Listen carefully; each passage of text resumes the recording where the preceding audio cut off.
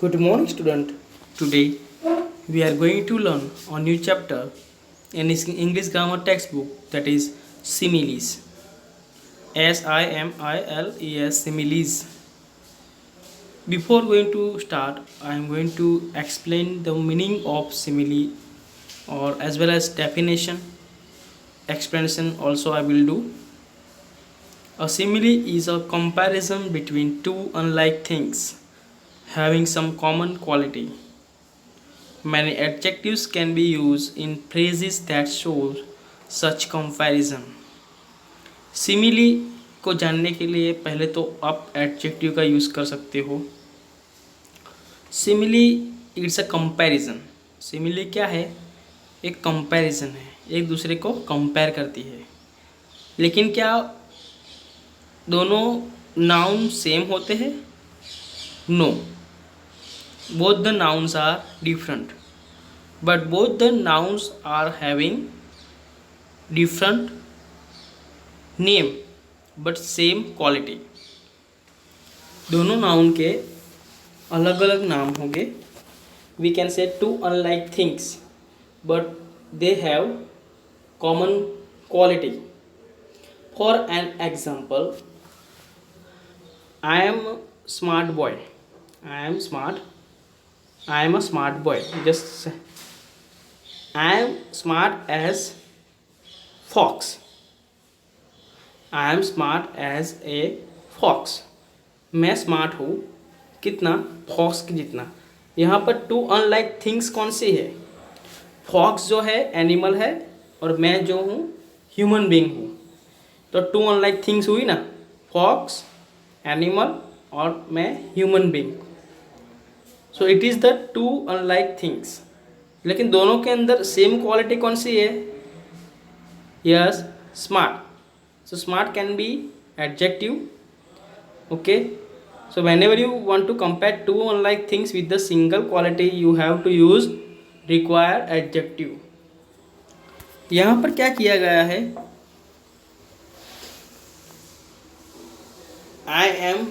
She is brave as tiger. She is as brave as tiger. वो जो लड़की है वो कितनी बहादुर है? वो टाइगर की जितनी बहादुर है. तो यहाँ पर टू अनलाइक थिंग कौन सी है? एक तो वो लड़की है और दूसरा कौन है कंपैरिजन करने के लिए? टाइगर. टाइगर क्या है? एक एनिमल है और लड़की क्या है? एक ह्यूमन बीइंग है ना. तो और दोनों चीज़ें अलग है. Both the nouns are different but between them what is common thing, what is common quality, that is brave. So simile का मतलब होता है simile is a comparison between two unlike things having some common quality. simile का मतलब होता है दो unlike चीज़ों के बीच में कंपैरिजन करना with the help of common quality. दोनों की क्वालिटी कौन सी होनी चाहिए? सेम होनी चाहिए. भले ही नाउन डिफरेंट हो, थिंग्स डिफरेंट हो, लेकिन उनकी क्वालिटी कैसी होनी चाहिए? सेम होनी चाहिए. So it is about simile. Second, similes are use to make our writing more interesting. Yes, whenever you write an essay or any paragraph, if you know the similes, how to use it in a proper way, it will make your writing very proper and interesting. So it is not that much quite chapter.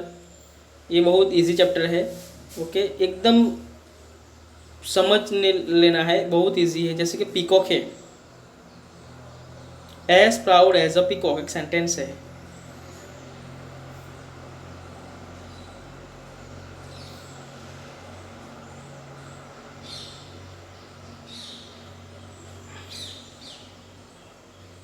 My wall is as white as snow. My wall is as white as snow. So दो unlike thing कौन सी है? वहाँ पर wall है, वहाँ पर snow है, लेकिन दोनों के अंदर सेम क्वालिटी कौन सी है? Common quality, that is white. दोनों वाइट होते हैं ना. पेंट भी वाइट है और जो स्नो है वो भी वाइट है. सो हियर सिमिली का मतलब होता है टू अनलाइक थिंग्स के बीच में कंपैरिजन करना with the common quality. Got it? Okay, चलो अभी हमें कुछ एग्जाम्पल यहाँ दिए गए हैं। As busy as bee, I am busy as bee. As brave as a lion, as white as snow, as green as grass, as proud as a peacock, as old as the hills. Now let me do exercise here. Fill in the blanks with the words from the list given below to complete the similes. For stubborn, एक word है stubborn. stubborn का मतलब होता है जिद्दी। He is stubborn as donkey. He is as stubborn as donkey. वो जो लड़का है वो कितना जिद्दी है, डोंकी की जितना। तो यहाँ पर टू अनलाइक थिंग कौन सी है? वो डोंकी है, वो लड़का है, लेकिन उन दोनों के अंदर सेम क्वालिटी कौन सी है? स्टबन। ओके, तो stubborn is the adjective. Okay, so as stubborn as a donkey. तो टू अनलाइक थिंग कौन सी है? डोंकी है। ओके, और वो पर्सन है, लेकिन उन दोनों के अंदर एक कॉमन थिंग, कॉमन क्वालिटी कौन सी है? स्टबन। दोनों कैसे है? स्टबन है। Got it? Good. Second, as blind as bat. Bat, you know that in the night it blows around our house and we feel frightened from such kind of creatures. As slow as snail. You are slow as snail. Just sentence. You are slow as snail. आप कितने धीमे हो? Snail जितने। As free as a bird. As cunning as a fox.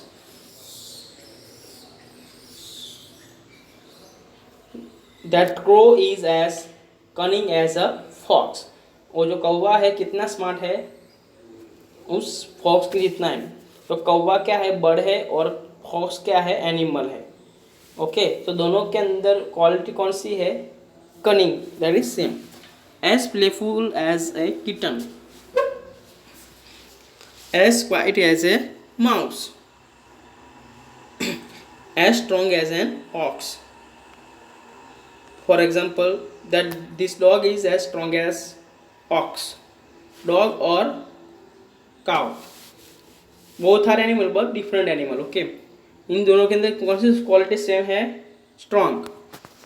So it is the topic that I wanted to clear in your mind. Similes. Similes का मतलब होता है दो अलग अलग चीज़ों को एक कॉमन क्वालिटी के साथ कंपेयर करना। क्लियर होगा माइंड में? ठीक है, अभी हम चलेंगे दूसरे chapter, determiners. 12 number chapter, determiners. What is determiners?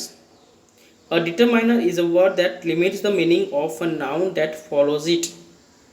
determiner क्या करता है? कोई भी वर्ड की एक लिमिट बांध देता है, कोई भी एक लड़की लिमिट बांध देता है। For example, my school. So जो स्कूल का जो वर्ड है, it is bound by pronoun my. So यहाँ पर जो रेड कलर है, माई, दैट, और first, five, my, these are called determiners. यहाँ पर सिंपली लिखा है, a determiner is a word that limits the meaning of a noun that follows it. Determiner जो है, जो भी वर्ड को फॉलो करता है उसको वहीं से बांध देता है। Okay, my school, for example, it is my school, so my school, my is a determiners. This house, that house, a horse, a pen, a house, a jungle, a bungalow. So जो भी word हो उसके आगे जो भी letter आप पाओगे, okay, कोई भी वर्ड ले लो आप, उसके आगे कुछ भी रखोगे तो वो क्या करता है? वो जो लेटर होते हैं, वो जो वर्ड होते हैं, वो आपके जो नाउन को ब्लॉक कर देते हैं। ठीक है, अ हॉर्स, तो a horse. So What is the determiner here? A. Many flowers. Flowers are there, but many flowers. So many is a determiner which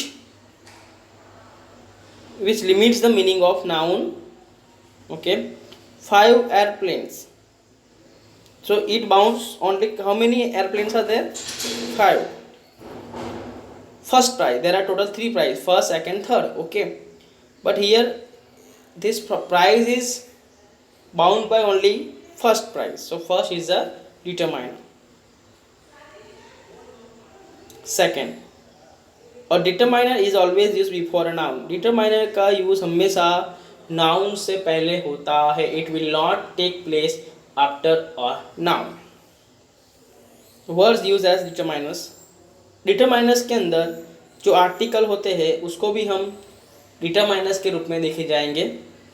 A and the.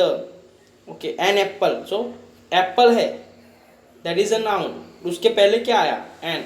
So an can be also consider as determiners because it's bound the limits of meaning. Clear? A horse, a house, a mouse. The demonstrative adjectives. Demonstrative, these, that, these, those.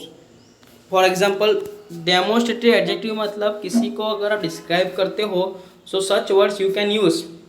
तब ये यहाँ पर है, देखो. A है तो article based determiners है, that है तो डेमोन्स्ट्रेटिव डिटरमाइनर्स है, एडजेक्टिव है. Okay, this is my pen, that is your pen, these are my friend, those are your friend, like that. Now pronoun used as possessive adjectives. Pronoun used as possessive adjective means it shows the authority of the different things with different persons. For example, my school. तो वो जो school है किसकी है? मेरी है. Okay, तो ऐसा दिखाता है my कि वो पॉसेसिव दिखाता है, possessive adjective. Okay, my, our, your, his, her, its, their. So here determiners are divided into 3 parts: in article, demonstrative adjectives, third pronoun used as possessive adjectives. Clear? Other words: all, no, many, few, any, some, each, every, one, 10, first, several. Again I am going to repeat: all, no, many, few, any, some, each, every, one, 10, first, several. So the words I have spoken, these are also part of determiners. Clear? So determiners used to take place before a noun, and it bounds the limit of noun, meaning of noun. Okay, article जो आप पाओगे किसी भी word के आगे उसको भी determiner बोल सकते हो. दिस, दैट, दिस, दोस के बाद में सिंगल नाउन अगर होगा तो उसको भी आप डिटरमाइनर्स बोल सकते हो. प्रोनाउन और यूज एज पॉसेसिव एडजेक्टिव. जो प्रोनाउन होते हैं वो पॉसेसिव एडजेक्टिव के रूप में भी यूज़ होते हैं, जैसे कि माय है, अवर है, योर है, हीज है, हर है, इट्स, देयर. ये सब प्रोनाउन है, लेकिन यहाँ पर क्या है, ये सभी का यूज़ हम किसी चीज़ को दर्शाने के लिए भी कर सकते हैं कि ये मेरी है, ये उसकी है, ये मेरी है, वो तेरी है, like that. Now exercise. Fill in the blanks using the correct word from the brackets. Okay, I sit in the blank row in class. So यहाँ पर कौन सा डिटरमाइनर सही होगा? Two, no, second. क्यों second? I sit in the second row in class. Row की row है, it's a noun, लेकिन कौन सी रो की बात कर रहे हैं? सेकेंड. सो सेकेंड रो में बैठता हूँ मैं. I seat in the second row in the class. So वो जो meaning of the noun is bound. Okay, blank elephant is the youngest. So those are the plural, but here there is single elephant. So that elephant. हमको क्या focus करना है? Determiner और noun. Noun के पहले जो भी वर्ड आप फाइंड करते हो that is called determiner. Okay, so here what answer will be there? that elephant is the youngest. Would you like some tea? One tea तो आएगा नहीं because it is an uncountable noun. So instead of that, what will come? Some. So would you like some tea? So tea is the noun, or it is an uncountable noun which cannot be counted. Okay. So some tea. So tea is a noun. I want some tea. So some is here. It is considered as determiners. I would like to study. I would like to study. I would like to study for an hour. R, it's a noun, but why N is there? Why A is not there? Because H becomes silent in R, and second letter we are going to produce. So here we are going to understand only sound of the noun, that is R. So O will be sounded. That is why which article will be there? N. As I said, an article is also part of determiners when the only single noun is there. Okay. So यहाँ पर single noun कौन सा है? R. उसके पहले क्या है? N. So N can be considered as determiners. I want my book at once. Mine तो बोल नहीं सकते. It is shows the authority of the book that it is my book. So I want my book at once. I had not seen the gardener for several days. Every dog has its day. All dog we cannot say, but every dog has his day. Grandma told us many stories. So here whatever answer you find in this blank, these are all considered as determiners because it takes place as before a noun, and it binds or bounds the limitation of the meaning of a noun. I hope you clear about this both the chapters, and today I will also send both this video and worksheet also. Please prepare at home very well. You can write this answer in notebook as well as in textbook. Thank you very much.